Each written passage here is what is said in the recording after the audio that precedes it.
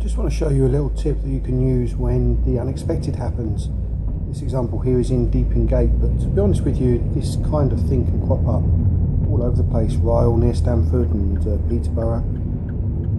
So have a little look to see what goes on here. Always remember, it's in one of the other videos, to look beyond the initial hazard. Coming along this road here, and you can see on the left hand side in a second there's a big lorry going to be there. It's the initial hazard. And then look beyond the hazard and you see the road narrows and it becomes very well, your vision goes down completely. Rolling second, do you remember the second gear? Very handy in these situations. When you get to this sort of situation here, this point, don't be afraid when you're going this slow, 5 miles an hour, clutch down, feather brakes, first gear. Suss out what's going on. As it turns out, it's a T-junction, and that's a very narrow bridge there.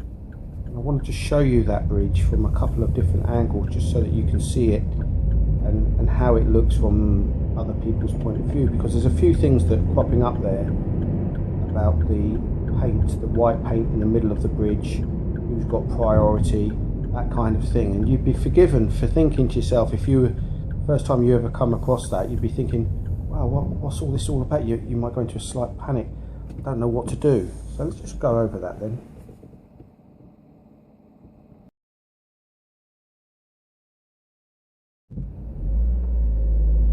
As is often the case, the initial skill is spotting the hazard actually. But once you've done that, you can have this coping mechanism by which you sort of give yourself more time. You buy yourself time, and this can be done at the very slow speeds where you put the clutch down, you feather the brake. But here's that same bridge. Look, this time we're going to be turning left into it. Extremely narrow. As you know, got those bits of metal there. Look, you see those bits of metal? You would not want to be touching those, would you? And how do you know whether you can actually go or not? You don't, do you? You've got to go with the clutch down, feather the brakes, first gear, make sure it's okay for you to go. It's not immediately obvious, is it? And so I would say to you, you wouldn't want to be doing this at 40-50 miles an hour. We wouldn't put our clutch down and start feathering the brakes there, because you're coasting then, which isn't not in full control of the vehicle. So, but in the scenarios like this here, whereby you need to buy yourself time to improve your vision, then it's an extremely effective thing to be doing.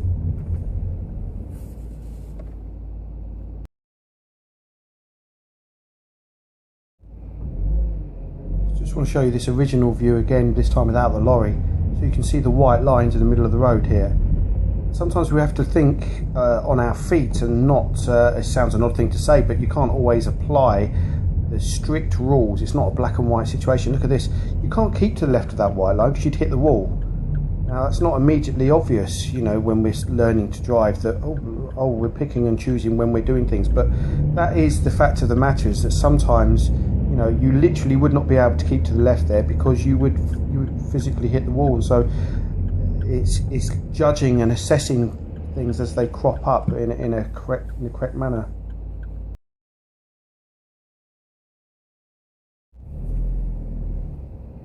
And this bit demonstrates that point again very well actually, because it's, again, we're in the major road here, we're turning right into the minor road. We wouldn't normally be giving way to the vehicles in the minor road, would we? But as you're going to see now, that's exactly what I'm going to do. I'm going to give way to this vehicle coming out, because it's so tight I can't physically turn right in there anyway, as I know because of the bridge. Although the driver gives me a wave there, I mean I physically can't, I wouldn't want to be turning into there anyway, would I? It's going to be terribly difficult to do.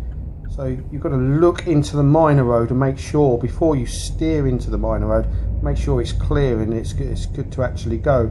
That's a very key observational skill, that is. Before you commit yourself to the turning, you look into that minor road and make sure that it's actually clear for you to go. And no better example of that situation or that skill than in this particular situation here, because if you were to just blindly commit yourself to these turnings and there was another vehicle there, that would be really tricky for you.